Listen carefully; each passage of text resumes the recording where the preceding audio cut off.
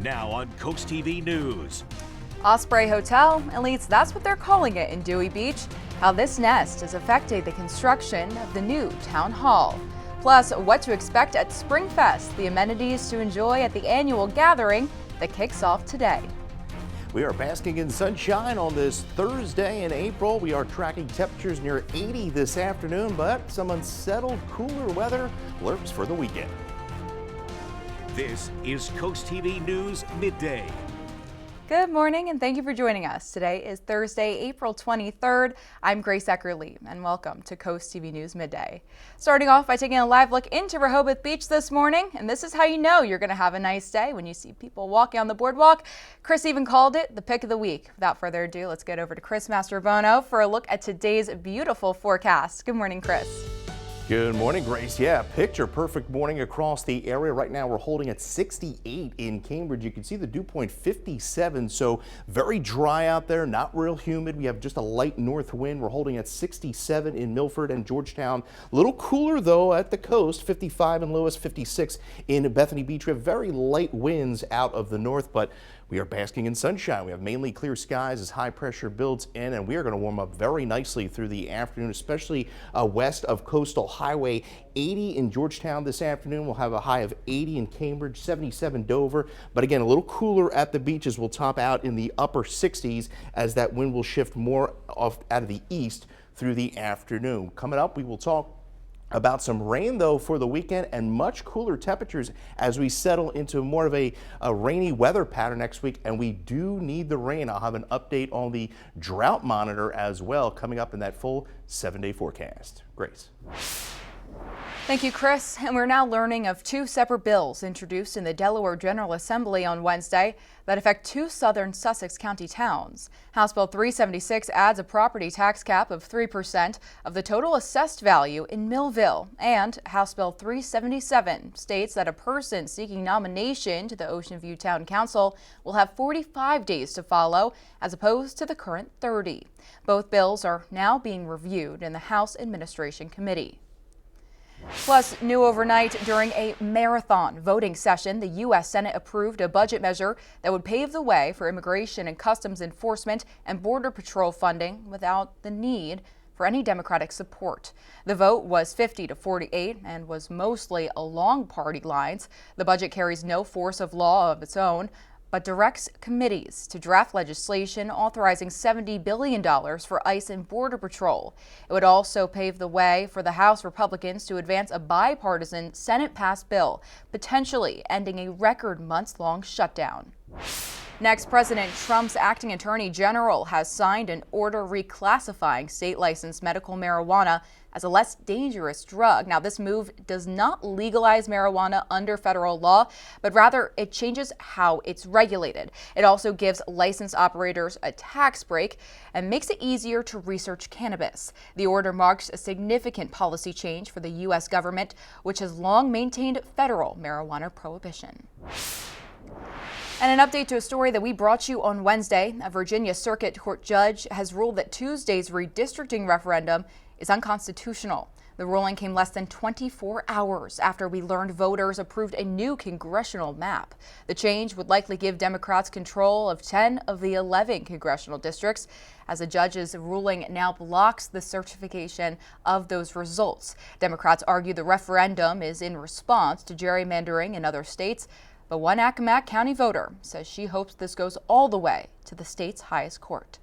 I hope it goes to the Supreme Court because a lot of people are saying it's unconstitutional, that the maps were drawn up by independents and it should have stayed that way, and I agree. Actually, I don't like gerrymandering on either side. I just wish there was none at all. Attorney General Jay Jones says his office will immediately file an appeal. However, time is ticking, with the midterms just months away. And town officials say a year-long moratorium on new development has been lifted in Dagsboro. The ban was put in place after public hearings in April of 2025 to give the town more time to plan for future growth. After months of discussion on zoning, infrastructure, and revenue needs, officials decided not to extend it as it expired on April 21st. And happening today, Ocean City leaders are expected to review a proposal involving parking expectations for a planned condominium development. Developers are seeking approval for tandem parking spaces for 132 spots, which would serve 66 multifamily condo units. Now, town documents state that the applicant is also asking to reduce the size of one tandem parking space per unit to 9 by 36 feet. The property is located north of 145th Street and just west of Coastal Highway. And now staying in Ocean City, the annual Springfest in Ocean City back to celebrate the 35th anniversary. The event kicks off today and lasts until April 26th at the Inlet Lot. Now this free 4-day festival goes from 10 a.m. to 6 p.m. It'll have a mix of art, food, and live entertainment. As organizers say, the event will feature more than 200 artists and crafters, plus a wide variety of specialty vendors and 4 days of live music across 2 stations. And on the coast, this construction crane you see here in Dewey Beach was supposed to move out for another project, but ospreys built a nest on top of it. And the company building Dewey's new town hall, well, they're not moving the crane as long as the nest stays still. The construction company rented another crane that cost them about $15,000. Construction workers are telling us that they call the nest the Osprey Hotel. To make sure that we leave the birds alone and let them do their thing, and they're kind of building a nest on the crane that we use for building. And we're told that after the birds migrate away, the crane will then be moved. And maybe you knew this, maybe you didn't, but actually in Rehoboth Beach, an osprey nest has been directly above the city's fire department for over 5 years. The fire department previously said that large sticks from that nest have actually cracked car windshields. The city is looking to relocate the nest, but can't do so right now due to nesting season. Now stay with us on Coast TV News Midday, because coming up after the break, a lesson that's taking root. See how Rehoboth Beach students are celebrating Arbor Day and making their community a little greener. We're enjoying that sunshine in Laurel, 67 degrees as we make a run at 80 this afternoon with wall-to-wall sunshine, and absolutely picture-perfect day ahead of us. Congratulations to Eric Smith of Seaford, Delaware on winning an umbrella from Coast TV. Coming up, we will talk whether this warmth will continue into the weekend. I'll have the answer in minutes.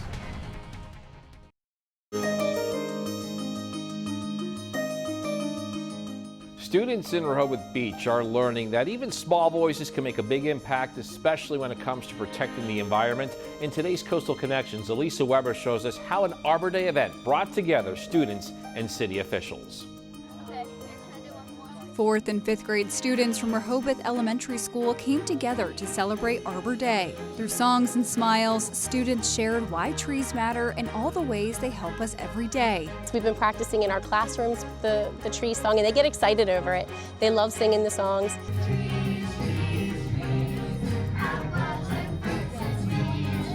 Fifth grade teacher Tina Wright, who organized the event, says teaching kids to respect trees and nature can make a real difference. We build a lot down here, so we lose a lot of trees, and trees are a really important part of our life. So that's what I want them to understand the importance of.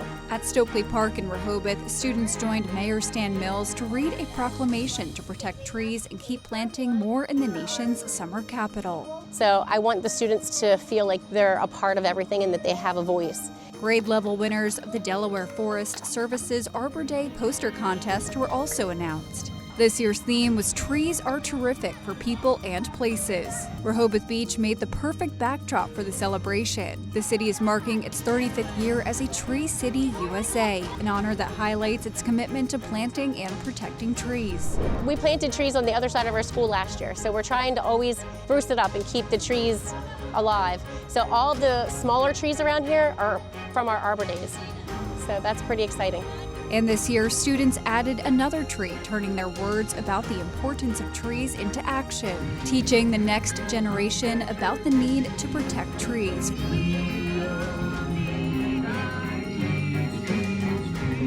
For Coastal Connections, I'm Elisa Weber.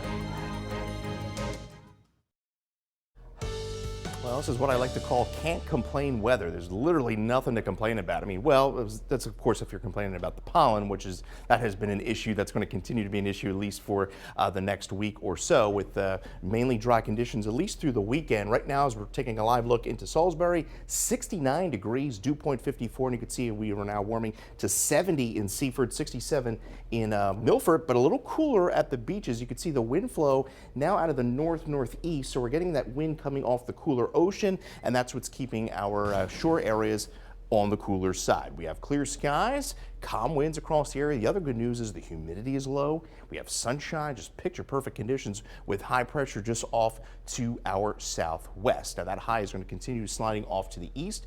We'll see plenty of sunshine today as we make our way to the upper 70s near 80 degrees. Now we'll be a little cooler tomorrow as a backdoor cold front pushes through the area, so we're going to have quite a temperature gradient from the coast to the further inland areas tomorrow. Now we have seen the abnormally dry area expand through all of Kent and all of Sussex, and where you see the lighter shade here, the moderate drought extending from most of the mid-shore, but you can see this orange shade beginning to expand as well to portions of the mid-shore and southern areas like Worcester, southern Worcester and Accomack County for severe drought. So we do need the rain. We will get some over the weekend when we are running a deficit.